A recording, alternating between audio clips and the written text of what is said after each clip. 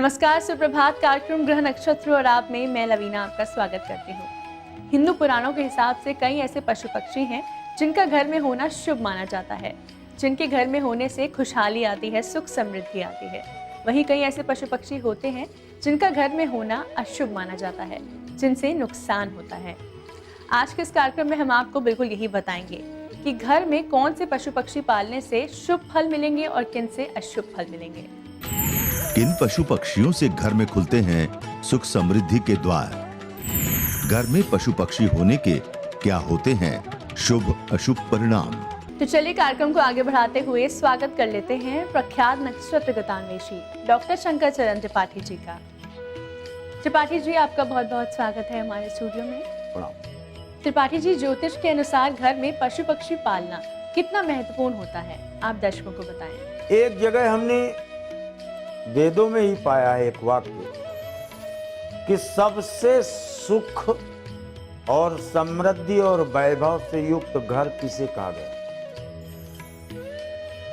खगा तु गौवा पुत्र पुनीतम भार्या तु लक्ष्मी असह स्वच्छतायाम असमीप कोपम अक्षेत्रे दिकायम आनंद युक्ताग्रमेव तारुण्य। जिस घर में अच्छे वचन बोलने वाली, मीठा बोलने वाली पत्नी हो, आदेशों का पालन करने वाला पुत्र हो, प्रातः काल चूं चूं करने वाली कर्णप्रिय कोकिल बदनी पक्षियों का कलरव झंकृत करता हो, और गाय के वत्सल बक्ष उसके बछड़े के मुख से उच्चारित होने वाला अम्मा शब्द तथा घर का आंगन और बाहरी भाग स्वच्छता से युक्त यानी गोबर से लिपा हो, फिर उस घर में शांति समृद्धि वैभव के साथ साथ प्रफुल्लता हमेशा आंगन में अटखेलियां खेलती रहती हैं, ऐसा प्रमाणों से जाना जाता है। आपने दर्शकों को बताया कि ज्योतिष के अनुसार घर में पशु पक्षी पालना कितना महत्वपूर्ण माना जाता है। अब आप दर्शकों को बताएं कि वो कौन से पशु पक्षी होते हैं जिनके घर में होने से घर में खुशहाली बनी रहती है, जिन्हें शुभता का प्रतीक माना जाता है। सुख सारिका जो सीतई जाए और कनक पिंजरनी और राख लिवाए। सुख तोता, सारिका कोयल, मैना कबूतर, इनको अत्यंत श्रेष्ठ समृद्धि सूचक आत्म सूचक मानकर युगों से लोग इनको रखते थे और इनको पालन पोषण करते थे संतान की तरह, क्योंकि ये समृद्धि सूचक ही नहीं होते अपितु 6 महीना पहले होने वाली घर में अद्भुत घटनाएं या जिनको कहते हो अनहोनी को ये पहले ही व्यक्त कर देते हैं, इसलिए इनको एक दूरदर्शी या भविष्यवक्ता के रूप में इनका पालन पोषण घर में ही किया जाता रहा। आपने दर्शकों को बताया कि कौन से पशु पक्षी शुभता का प्रतीक होते हैं। अब आप दर्शकों को बताएं कि वो कौन से पशु पक्षी हैं जिन्हें नहीं पालना चाहिए, जिनका पालना अशुभ माना जाता है। कौआ, कागा, गिद्ध, स्त्रकाला यानी कौआ, गिद्ध, सियार, इनको कभी भी घर में नहीं रखना चाहिए। त्रिपाठी जी, हिंदू धर्म में कुत्ते को भैरव का सेवक माना गया है। आप दर्शकों को बताएं कि कुत्ते को घर में पालने से कैसे सुख समृद्धि की प्राप्ति होती है। आध्यात्म रामायण में एक जगह लिखा है कि भरत जब राम से मिलने के लिए चित्रकूट गए हैं तो भरत मामा के यहाँ से आकर राम के बगैर भरत जीवित नहीं रह सकते थे। यह ज्ञान भरत के मामा को हो गया था, इसलिए भरत के पीछे पीछे 1300 श्वान इन कुत्ते उन्हें दिया था। युधिष्ठिर सदैव स्वर्ग गए हैं कुत्ता लेकर। इससे बड़ा शुभ सूचक और घर की मुसीबतों को अपने ऊपर ईमानदारी से सच्चाई से धारण करने वाला और कोई पशु इस धरा पे नहीं है, इसलिए इसका पालन पोषण किया जाना सर्वथा श्रेष्ठ माना जाता है। दर्शकों, आज त्रिपाठी जी बता रहे हैं कि कौन से पशु पक्षियों को पालना शुभ होता है और किन्हें पालना अशुभ माना जाता है। अभी वक्त हो चला है एक छोटे से ब्रेक का, लेकिन ब्रेक के बाद हम जानेंगे कि घर में तोता पालना कितना शुभ माना जाता है, उसका क्या महत्व है। आप बने रहिए हमारे साथ कार्यक्रम ग्रह नक्षत्र और आप में। किन पशु पक्षियों से घर में खुलते हैं सुख समृद्धि के द्वार?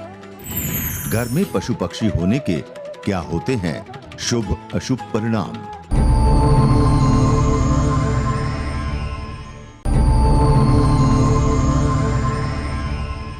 स्वागत है आपका ब्रेक के बाद कार्यक्रम ग्रह नक्षत्र और आप में। आज के इस कार्यक्रम में हम बात कर रहे हैं कि घर में पशु पक्षियों का होना कितना शुभ माना जाता है और कितना अशुभ। त्रिपाठी जी, उसी कड़ी में हम आपसे जानना चाहेंगे तोते के बारे में।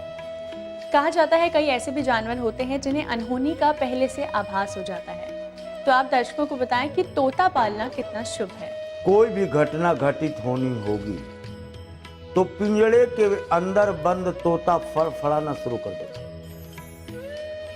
क्योंकि मनुष्य की सोच जहां होती है स्थूल दृष्टि से, जबकि पक्षियों की सोच होती है मोज़ेक दृष्टि से।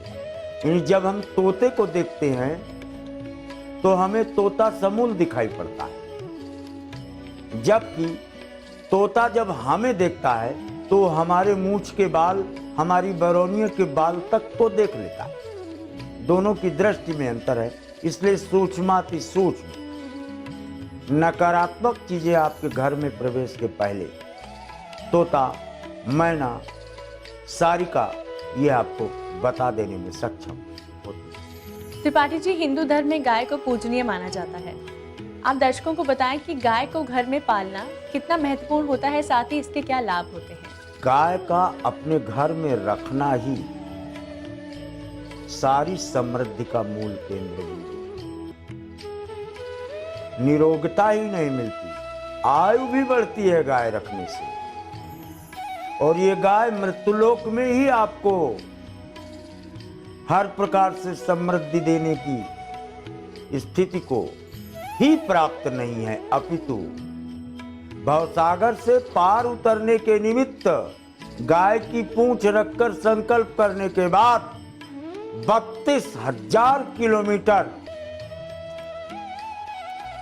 जो परिकोटा है वैतरणी नदी का, अकेले गाय पार करा देती है। इससे अच्छा पृथ्वी में जागता जीता हुआ 33 करोड़ देवताओं के विग्रह का रोए रोए में अपने शरीर में आत्मसात किए हुए अगर कोई चलता फिरता जानवर का स्वरूप, जानवर की आकृति तादृश अगर कोई है तो वो गाय, यद्यपि गाय जानवर नहीं है, वो पूर्णतः मात्र स्वरूप, पृथ्वी स्वरूप, समस्त देवताओं के संपुट का स्वरूप है। आप दर्शकों को बता रहे हैं उन पशु पक्षियों के बारे में जिनका घर में होना शुभ माना जाता है। आप दर्शकों को बताएं कबूतर के बारे में कि घर में कबूतर का होना कितना शुभ फलदायी माना जाता है। तुला लग्नी भारत के तख्त पर आसीन रहा बादशाह, 40 वर्ष तक निरंतर भारत के तख्त पर आसीन रहा अकबर द ग्रेट। तुला लग्न 40,000 कबूतर थे इनकी, और अकबर को कुछ याद और रहा हो या न रहा हो, लेकिन इतिहास इस बात का साक्षी है कि 40,000 कबूतरों का नामकरण अकबर को विरासत में हुमायूं से प्राप्त हुआ था। कबूतरों के नाम आईने अकबरी में मिलते हैं और उनको जब नाम से बुलाता था तो वो कबूतर आते थे। रसिया चले जाओ, अमेरिका चले जाओ, ये चिट्ठी देकर जाओ, बेडरूम में ड्रॉप करके वहां से संदेश ले आना, और वो ये कार्य करके चले जाते थे। रावण इस संसार में विजय श्री पूरे ब्रह्मांड में इस कारण से प्राप्त किया कि सुख सारण दुई। सुख और सारण नाम के दो पक्षी, जिसमें से सारण सारिका थी, सुख तोता था, और सारिका जो थी बिल्कुल कबूतर के तादृश वाल्मीकि रामायण में उसका चित्रण किया गया है। सोच लीजिए कि बादशाह अकबर भारत के तख्त पर बैठकर या रावण अपने तख्त पर बैठकर केवल कबूतरों और सारिकाओं और तोतों के बल पर विजय श्री हासिल किया, ऐसा प्रमाण से जा रहा है। हमें से कई ऐसे लोग होते हैं जो पशु पक्षी पालने के काफी शौकीन होते हैं, लेकिन हमें ये नहीं मालूम होता कि कौन से पशु पक्षी शुभ हैं और कौन से अशुभ। आज के इस कार्यक्रम में त्रिपाठी जी ने आपको इसी विषय पर काफी जानकारी दी। अभी वक्त हो चला है जुड़ने का हमारे पहले कॉलर से। आइए जान लेते हैं इनका क्या प्रश्न है। गुरुजी प्रणाम, मैं रेखा कुमारी बोल रही हूँ सर, जिला हनुमानगढ़ राजस्थान से। मेरी जन्म डेट 3 जून 1993 शाम को 5:15 बजे। गवर्नमेंट जॉब कब तक मिलेगी, कोई ज्योतिष उपाय बताइए सर। तुला वृश्चिक अनुराधा, श्रेष्ठ नक्षत्र आपको अभी बताया था अनुराधा, और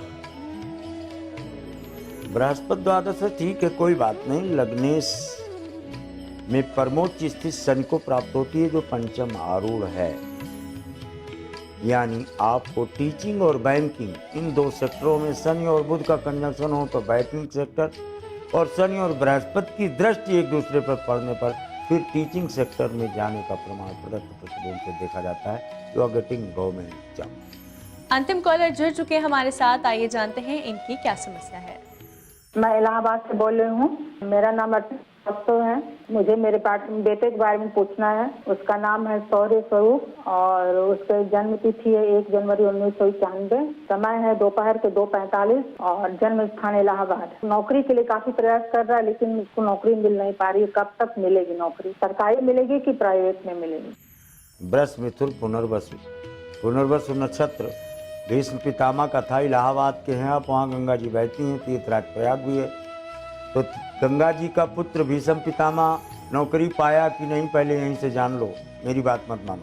हाँ, भारत की तख्त की रक्षा के लिए दुर्योधन के साथ रहा, गाड़ी बंगला घोड़ा प्रतिष्ठा सब कुछ प्राप्त था, सिद्ध हुआ। पुनर्वसु नक्षत्र, placement of Saturn in the 9th house, बिल्कुल गवर्नमेंट जॉब मिलता है आपके बेटों को। जरा बैंकिंग और रेलवे सेक्टर में अप्लाई कराओ। त्रिपाठी जी, इतनी महत्वपूर्ण जानकारी के लिए, साथ ही आपकी आज की उपस्थिति के लिए आपका बहुत बहुत धन्यवाद। दर्शकों, इसी के साथ वक्त हो चला है एक और छोटे से ब्रेक का। ब्रेक के बाद हमारे साथ जुड़ेंगे आचार्य राजेश जी और वो हमें बताएंगे शुक्र के प्रभाव से कैसे मिलेगा संतान सुख। व्रत और पूजन से संतान संबंधी समस्याएं कैसे होंगी दूर।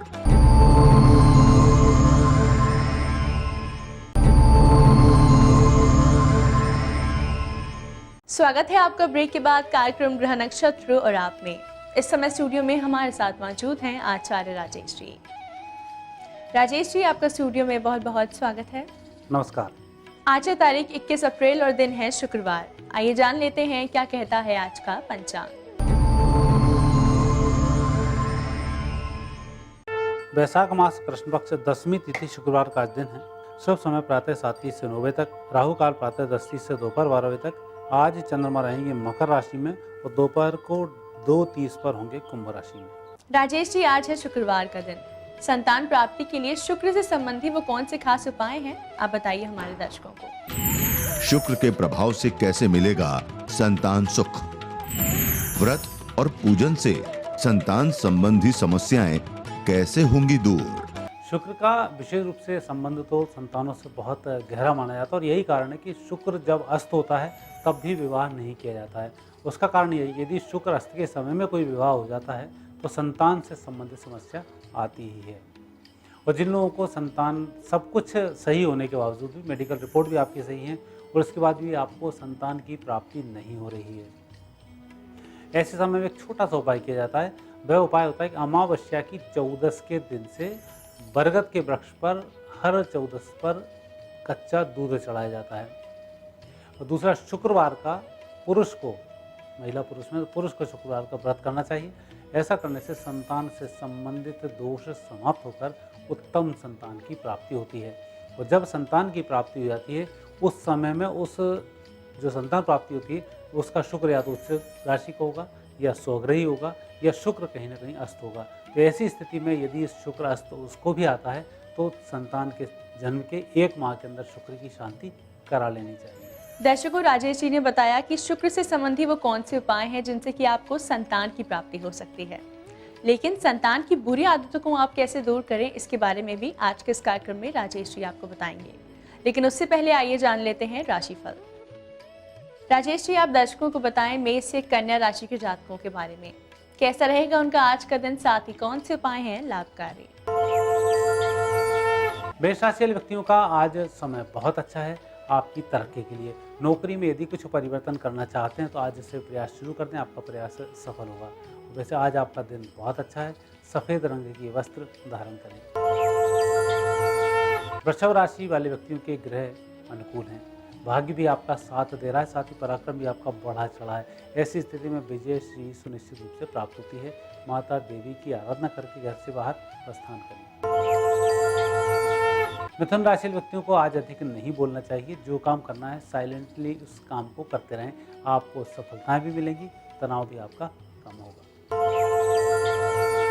कर्क राशि व्यक्तियों के लिए आज दिन थोड़ा सा विपरीत चल रहा है, विशेषकर चलते हुए कार्यों में अड़ंगे आ सकते हैं, तो थोड़ा सा सजग रहकर कार्य करें, अड़ंगे भी नहीं आएंगे, समय भी सही होगा। भगवान शिव जी की आराधना करें।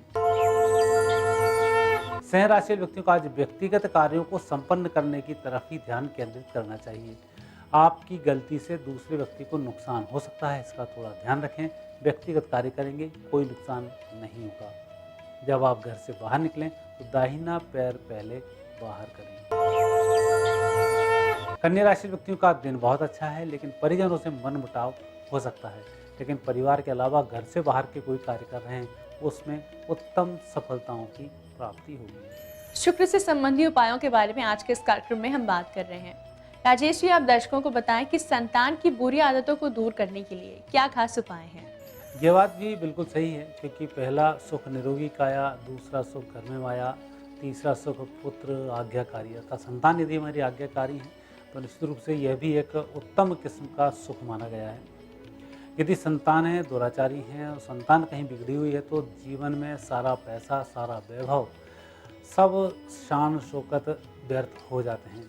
ऐसे समय में शुक्र की शांति करना, शुक्रवार के माता पिता को व्रत करना, वैभव लक्ष्मी का व्रत करना, माता संतोषी का व्रत करना और कुल देवी की आराधना करना, ये सब जो छोटे छोटे उपाय हैं, इन उपायों को करके उत्तम संतान की प्राप्ति होती है।